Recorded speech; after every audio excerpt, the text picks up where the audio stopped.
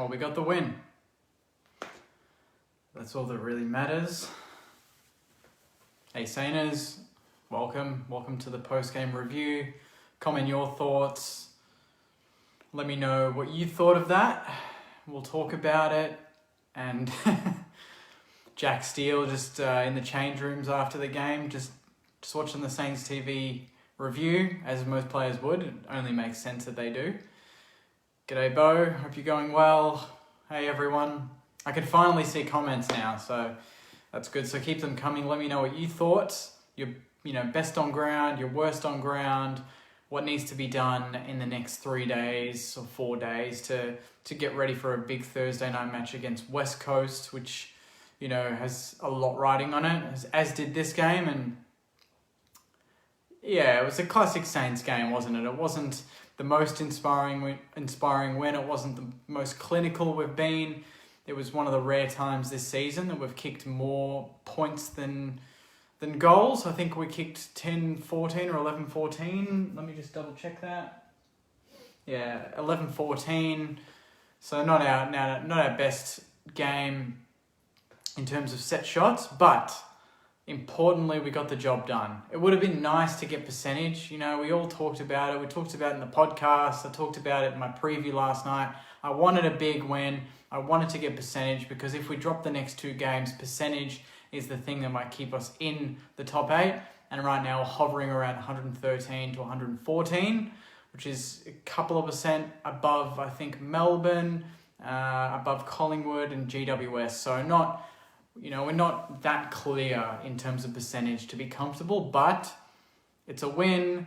We're on 9 wins now, and that probably gets you finals, but you really want 10 wins. So in the next 2 games, it's going to be huge trying to take a scalp like West Coast or GWS. That's going to be big and short turnaround for us. West Coast obviously played the other day, so they get a bit of a longer spell. But hopefully we get some players back, like Max King, who was a laid out. Tim Membry missed as well. And you thought in the first quarter, the way we just kind of bombed it and we didn't play smart footy, especially when you're missing your 2 best tolls. It just didn't work for us. I was amazed that we could kick 4 goals in the first quarter, to be honest. That was good. That surprised me. But the downside was the fact that our defense looked so leaky. Anytime Hawthorn got the ball, in a half dangerous position in the forward line, they scored. But apart from the first quarter fade out, we kicked 8 or 9 goals for the rest of the game, and they kicked only the 3 to 4. So we kind of slowed them down from the first quarter dominance. And the fact that they kicked 5, but we still kicked 4 is a good sign, but the fact that we let them kick 5 at all is a bit of a downside considering that Adelaide beat them. But that brings me to my next point. For people that have commented and said it should have been a cakewalk, and I was probably believing that this should have been an easy win with the fact that Hawthorn have been poor this season and they made so many changes, but it's an Alistair Clarkson-led team. They came off a bad, embarrassing loss the other day, and they were always going to bounce back and give us a tough ask. I dare say that if they had have beaten Adelaide comprehensively the other day, we would have beaten them comprehensively today. But the fact that they were on the rebound and players needed to stand up for their careers and for new contracts at Hawthorn for next year, they were going to play well, and they did. We didn't play with a lot of confidence for patches of the game. There were times where there were players free in really central positions that, 6-7 weeks ago, we pull the trigger and we go down the tee and we go for those risky passes that open up the game. It's risky, yes. If you pull it off, brilliant, we get a goal from it. If you don't, we concede. And earlier in the season, we didn't really have that fear of, it doesn't matter if it doesn't come off and we concede. That wasn't something that was in the mindset of a lot of our players. I don't know if it's just because we've been in a bit of a bad patch or the fact that, every goal is critical to making finals. And that's kind of created the fear that, we're so close now, we don't want to fuck up, and that's taken that fearlessness away from our ball use. In patches today, we did go fast, and it worked. I think it was late in the second or early third where we kicked a few running goals Great passage with Brad Hill and him setting up Jack Loney for a nice goal. That was a lot of handballs, a lot of play-ons, and for the majority of the game, Hawthorn put one player back. They played an extra in defence, and that meant that we were outnumbered, and that's pretty much what every team has been doing to us. But we worked around it, and when you've got someone like Rowan Marshall taking pack marks and kicking goals, and taking marks around the ground, and having 8 or 9 marks, a couple of contested, was immense. Rowan Marshall is a freak. He can play anywhere. You could put him in defence. You can play him forward. You can play him in the ruck. He can do it all. So the fact that Rowan Marshall stood up today in the absence of King and Membry is huge, and it's a little weapon that we have. And we always knew we had it, but the fact that he did it so comfortably today, it shows that there's an extra dimension to that forward line. We can put him there, and I thought Ryder was good in the ruck. Abbott came in as the late in for Max King. Apart from his goal, he didn't really do much. I think he had only the 2 or 3 possessions and a couple of hitouts, which is a bit disappointing considering he played a bit of the ruck. To only get 2 or 3 hitouts against Segler isn't amazing. I don't think he holds his position for Thursday night against Natanui. Nothing to do, nothing against Abbott. He came in because King didn't play, so if King's fit for Thursday night, which is the more important game, we need to win that against West Coast, or at least win one of the next 2. Then you bring in King, you bring in Membry. I don't know, maybe Jake Carlisle can come in, because I thought the defence just looked a bit lost without Jake Carlisle's, leadership. We all bag him because he can, and I'm one to put my hand up and say I do that. I bag him when he does those lazy kicks and he just doesn't look like he's switched on. But he's always in the right spot. He's always organising. You can see that. And I didn't think we had a lot of that today. I thought that the midfield did well. I thought Ross played a good game. He had over 20. Brad Hill, again, 2 weeks in a row, over 23, 24 possessions, which is great. He's picking up form. And it's as if, the longer the season goes, the more fatigued players are getting, the more he stands out. We're seeing that endurance athlete that we got in the off-season, and it's starting to pay dividends. And it's going to be great to see if we get to finals, if he's that extra factor that we have in the midfield that a lot of teams don't have, that he can go and just bust a gut and keep running and get us the win. Because those are the sort of players that win you finals. He may not have had the best home and away season, but he has the weapons to do something special in the last 10 minutes in a final to get you that win. So, again, like I said, not our best performance, but we still kicked 11 goals. I mean, we had 25 scoring shots, guys. We could have kicked over 100 points without 2 of our best forwards, and Butler only kicking 1 or 2. I can't remember how many he's kicked. But that's good signs. We had a lot of shot on goal. We had about 45 inside 50s. What's that, Jack? Wait, 1 sec. Jake, you have to admit, after that you aren't happy, admit it. I'm happy enough. I'm not happy that we didn't smash them, and I hate the fact that we needed to wait until the last quarter to get the job done again. Like I said yesterday in the preview, we've only had really one clinical win this season, and that was against Sydney, and even then it was a last quarter blowout. It wasn't a consistent 4-quarter performance. This wasn't a consistent 4-quarter performance. First quarter, Hawks had the better of us. Second quarter, we got our game plan going. We just couldn't kick straight. Third quarter, Hawks played well, but it was probably a dead rubber. And fourth quarter, we were the much better team, I thought. So it was a 50-50 game. Hawks had their patches, we had our patches. Just that our patches were a bit more dominant. We got more scoreboard pressure. So when you're favourites, you're always under pressure to get the job done. And St Kilda have been known to blow games when they're favourites. A week ago, we did it, guys. But then you see our opponents, Melbourne, they blow a chance on Thursday when they're red-hot favourites to win. We were the same today, and we missed 2 of our key forwards. We missed our best centre-half back. We looked a bit tired in patches, and we didn't play our best footy, but we still kicked 80 points for the game. We still won by over 2 goals, and we got the win, So I don't want to be too picky about it, because it's that point of the season where just get the wins, just bank the wins. You need to win. And if we win next week, no matter if it's ugly or whatever, if we played as poorly as we did today and we get the win against West Coast, which I know would be hard to believe, we would all be praising the team. It's just the fact that it was against Hawthorn, they're near the bottom, and we wanted to win big, and we didn't get it. That's why we're upset. But if we get the same sort of game and the same sort of result on Thursday night, we're all going to be bloody happy, and I'm going to have the red wine, and we're going to be cheersing because we would have secured a finals berth. So I'm just looking forward to Thursday night now. We were missing pretty important personnel, two of our best forwards guys. And I think in the first half we had 5 or 6 individual goal kickers. Loney comes in and he kicks 2, and I thought he did a great job. Butler was better. The midfield was better. Rowan Marshall was great. Jack Steele was great without being outstanding, which is good because lately we've been relying on Steele too much. It was good to see Seb Ross hit a bit of form, Brad Hill support, and Zach Jones support as well. Even Jack Sinclair, I thought, did some really nice things and was clean with the footy and took the game on when we needed to take it on. When we didn't really look like taking it on enough, he was the one that got it, turned and took his opponent on, and we didn't do enough of that in patches, but Jack Sinclair was one for me. The negatives, Ed Phillips struggled a little bit, I thought. A few easy decisions he needed to make with the ball and he didn't execute accordingly, and it slowed us down. It even cost us a few goals.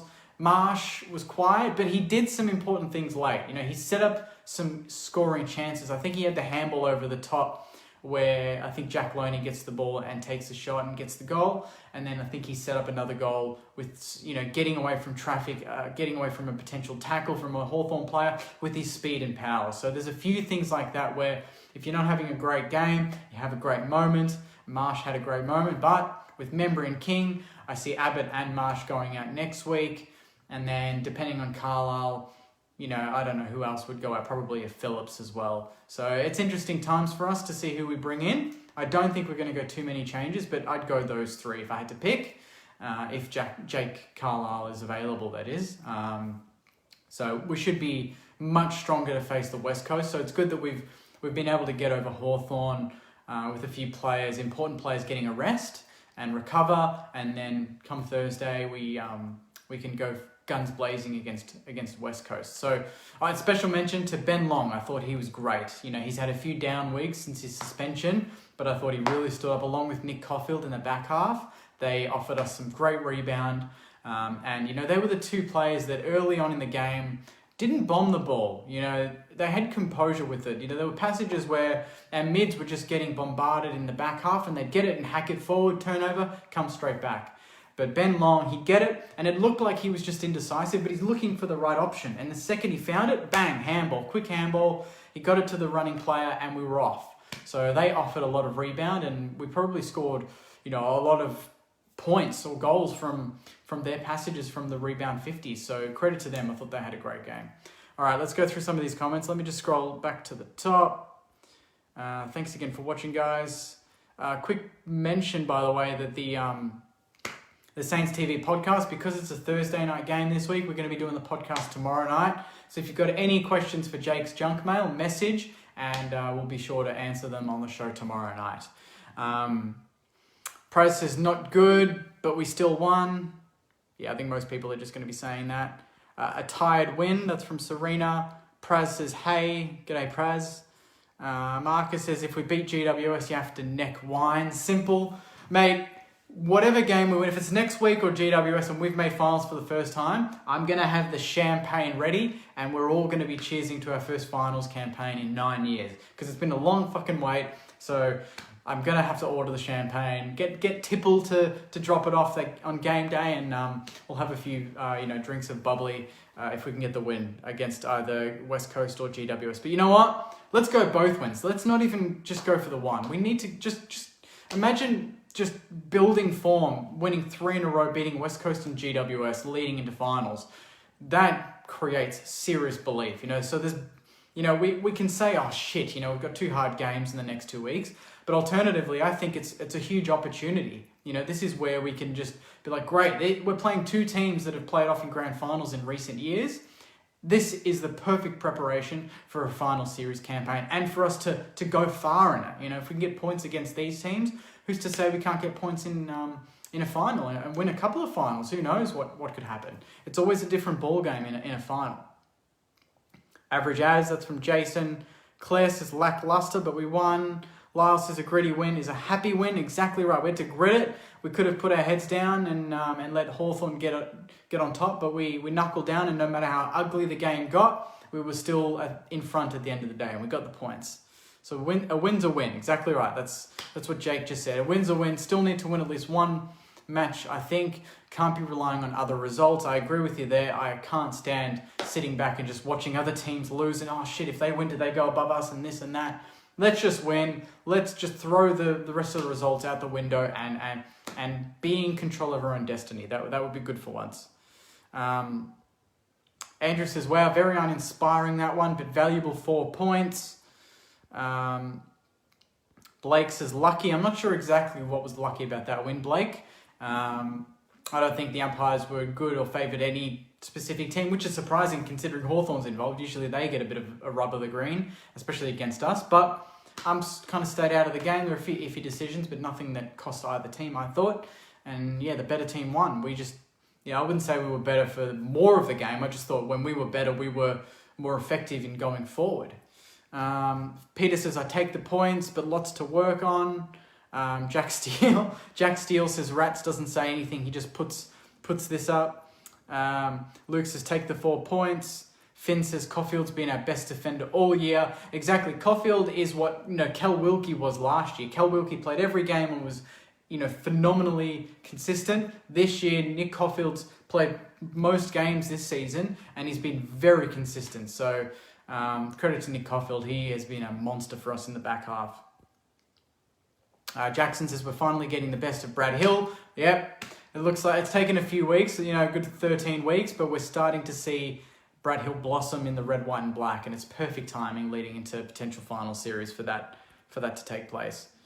Not good enough for finals. That's from Anne. I agree with you, Anne. That performance wasn't good enough to win a final, but it's good enough to get us there. So if, in 2 weeks' time, we're looking at making finals, this is the sort of win that, got us there. We didn't play our best, but we got the job done. So in years gone by, we would have lost that game, but we had that extra bit of class at the end that got us enough goals to get the win.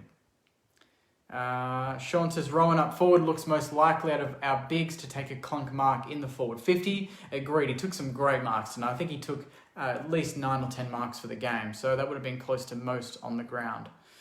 Bo says, Ben Long absolutely smashing it. Arguably our best contested ball player. I know, don't you love it when he just comes in off screen, just puts his body on the line and smashes into a bloke. He did that a few times really well today.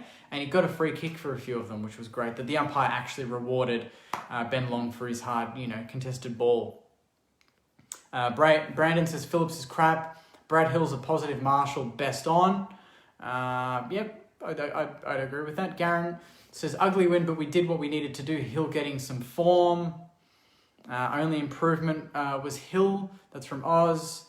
Peter says Hill played well. Joel said, do you think the radical change in game style is Rats trying to add an extra string to our bow? That is a great question, Joel. And I actually think that's right. I think if you look at the second quarter, we had nearly 30 to 40 more marks than Hawthorn.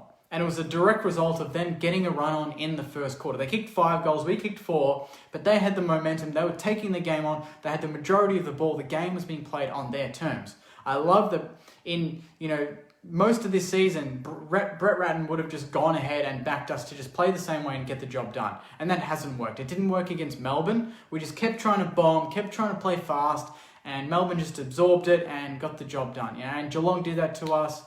A lot of the good teams, even Freo and North to a lesser extent, and Collingwood, they did that to us, and we couldn't work out a plan B around that.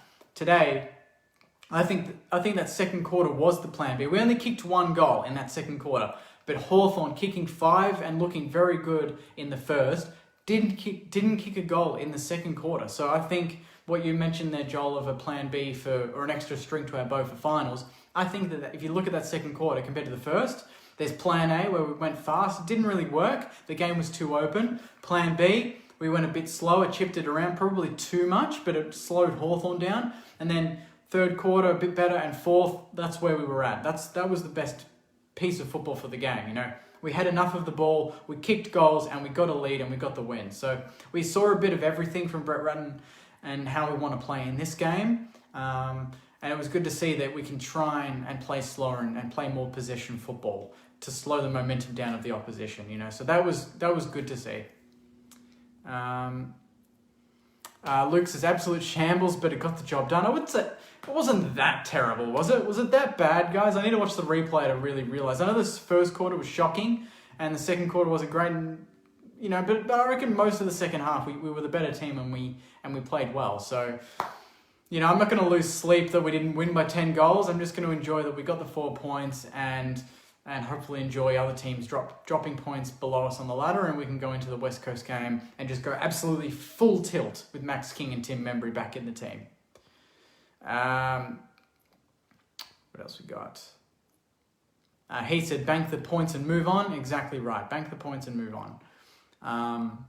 Sam says, it looked like Brisbane in front of goal, but a win is a win. Yeah, Brisbane, yeah, they're not a great kicking team. And yeah, the first time this year where we've really been off with our set shot kicking. But to be fair, I think we had 3 or 4 posters, didn't we? We hit the post a fair bit. Bruce says, it's about time the Saints won the game.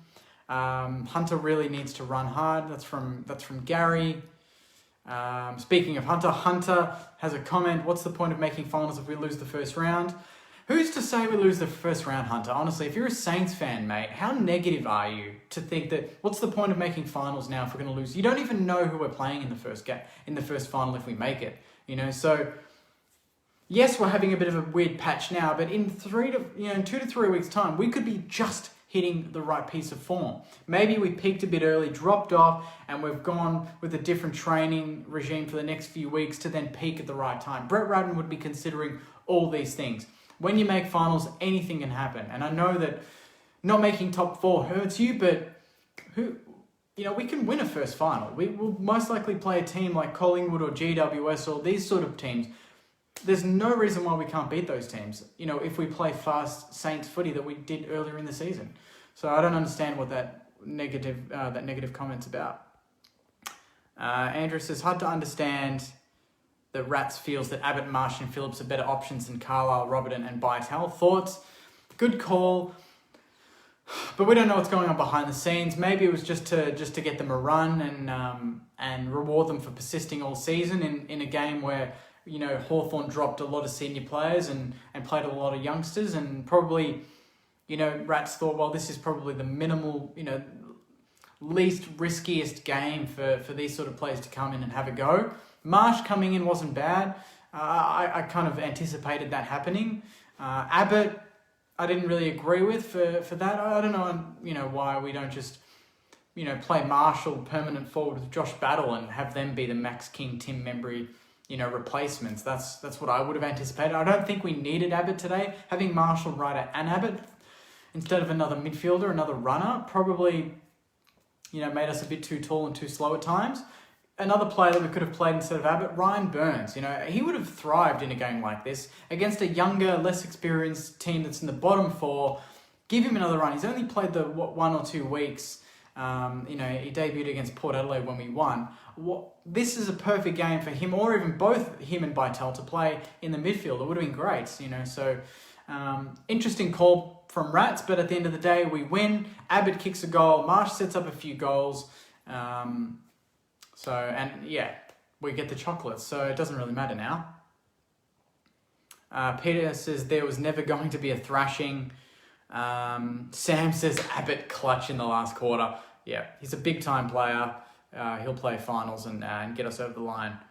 James says, as long as no injuries, we did what we had to do. We don't have to win pretty all the time. Great point. We don't have to win pretty all the time. We just need to win. Garen says, we will beat the Eagles. Liking the confidence there, mate. Duncan says, well done, Saints. Ben Long, best on ground. No forward. No forwarding. Good show as always. Jake, thanks, Duncan. Thanks for the comment, mate. This is from... Where are we? Annie, we'll need to be more accurate next 2 games. Obviously. Yes, we're going to need to be more accurate. We're going to need to be better in general against West Coast and GWS. If we play like we did today, we will lose both games pretty badly, I would think. You know, so we need to pick our game up. And I think when we play good teams, apart from maybe the Geelong and Collingwood game, we've lifted. We've beaten the Bulldogs, we've beaten Richmond, we're lifted for Port Adelaide. We've played some pretty good teams and we've played well in a lot of these games. So my biggest issue is we don't play well when we're favourites and we're playing poor teams. We kind of get sucked into their level. When we play the better teams and the better teams want to take us on, they don't put another player back, they allow the space, and that means we get to play our running game. So if West Coast allow that, and GWS love that, and GWS aren't very good at getting players back, they can be a bit ill-disciplined, similar to Melbourne in that way, where they've got so many good attacking options, they rely on that and that alone to win the game. But if we can get them on the outside and go the other way, we can hurt them. So the next 2 weeks are going to be very interesting to see how far we've come this season with Ratton. And if you lose the next two, you probably don't deserve to make finals. So we need to win one or both to make finals. And, that's a good position to be in. I want the boys. I want the team to feel the pressure of having to play big games and having to stand up in them to get a reward, to make finals for the first time in a lot of their careers. Most of our team would never have played in finals apart from maybe Jaron Geary, Zach Jones perhaps, and Brad Hill. So very inexperienced there, but I think they're all hungry for it, and they're going to show in the next 2 weeks against two very good teams. I might leave it there, guys. There's a lot of comments again, as always. Andrew Mack got the points. Never looked otherwise. Load up for West Coast. It's winnable. We'll take it, but going to be a short final series. Again, Joel, mate, anyone saying, oh, geez, we're going to lose the first final. Oh, we're not, what's the point of making finals now if we can't smash Hawthorn? Reread those comments and realize how stupid they are. Support the team. You don't know what happens in finals. Bulldogs, outside the top four, won the grand final. Richmond came from the clouds and made a grand final, won in 2017. There's no reason why this St Kilda team, can't go into a first final and beat a team. If we finish 6th, we're playing 7th. We're playing a team that was lower than us on the ladder. A team that maybe we would have already beaten in the season just gone by. So we should be full of confidence. We're not going to finish 4th and play Port. We're not going to play a team that's been better than us. We're going to be playing a team that's around us on the ladder and equal level with us and a winnable game. So I don't get the negativity there. Just be grateful that we're in this position. It's been so long since we've been close to finals. Let's not get a bit greedy and think that geez, what's the point of making finals if we don't win one? Let's just make finals. I'll be happy with that alone. To play in a damn final. Darcy says, Godfather, you are the man. Get up and about. That we are in the 8. Exactly, mate. Good comment. We're 6th on the ladder. And we stay 6th, I think, for the next few days. And then next week, we've got a big chance from Thursday night to climb to 5th. I think we're playing West Coast to a 5th. Correct me if I'm wrong, guys. Don't know how far off they are. But if we can pinch points there, I think we could possibly finish as high as 5th. If we win the next 2 weeks. So we could then be playing 8th on the ladder, which could potentially be a GWS or even a Melbourne or someone like that. So big opportunity for us in the next 2 weeks. I'm going to leave it there, guys. I don't want to keep ranting on about this game. It wasn't the best spectacle, obviously, but we got the win. Be happy about that. It's a good way to end the weekend. Any Saints win, no matter if it's shit or it's amazing, is a Saints win, and it makes me feel great. And it means, for the next 3 days, I'm going to be pumped to see the response from the team, against a very good West Coast team who will probably get Josh Kennedy back. And they've lost Shuey for the next few weeks, which will be a big help for our midfield. But they're going to get Kennedy, one of the best forwards in the league, back. So I think that if Kennedy plays, you'd think that Jake Carlisle gets a look in. If he doesn't, we're back in the same defence. But we get the chocolates, we get the win, 14 points I think it was in the end, 80-66 against Hawthorn. That's our 9th win of the year. Just a quick reminder, the podcast will be out tomorrow night. So if you've got any Jake's Junk Mail questions, message me on Instagram or Facebook, post them, and we'll answer them then. But until then, guys, stay safe, have a great week.